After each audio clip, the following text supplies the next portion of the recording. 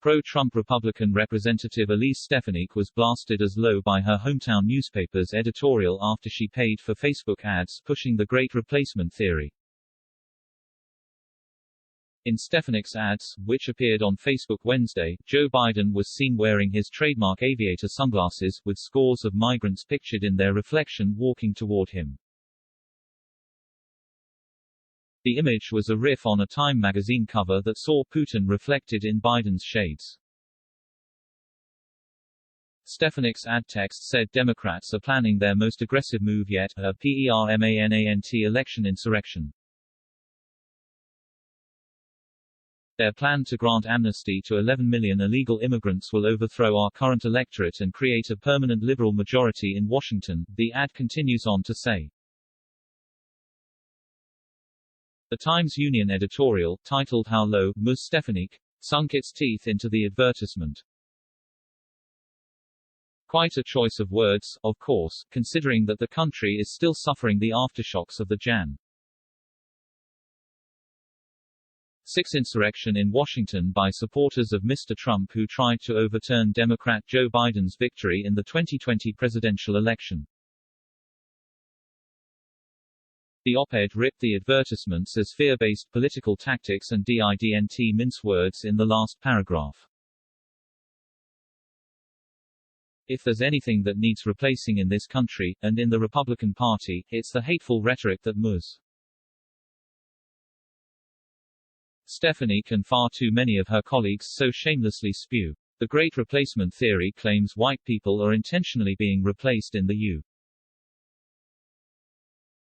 U.S.by migrants. It has a long history in the country that included periods when Catholics, Jews or Muslims were hailed as the replacements who were out to change the country's culture. The theory also triggered scares that Irish, Italian, Asian or Eastern European immigrants would take the white Protestant people's jobs. The third-ranking House Republicans' ads echoed Donald Trump's attacks on Muslim and Mexican immigrants while seemingly mocking Time magazine's June cover of an aviator-clad Joe Biden with Vladimir Putin in the reflection ahead of the Biden-Putin meetup. The Times-Union op-ed included contributions immigrants are making in the U.S. and argued that their work is integral to a healthy American economy.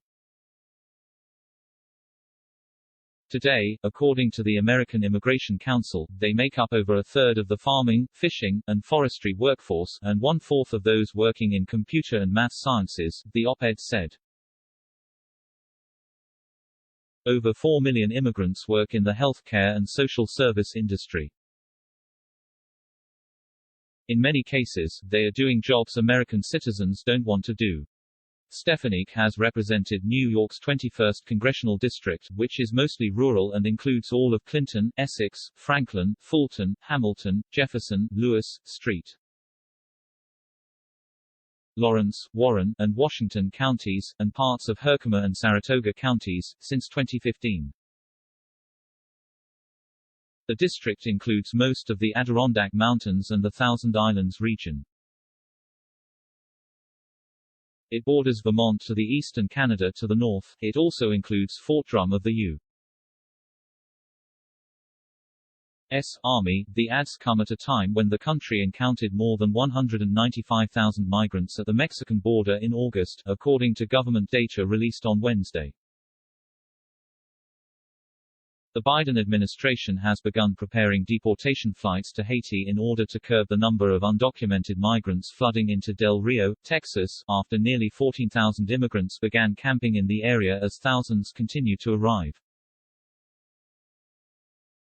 Department of Homeland Security officials are planning as many as 8 flights per day to Haiti, starting on Sunday, about a week since President Joe Biden canceled repatriation flights to Haiti.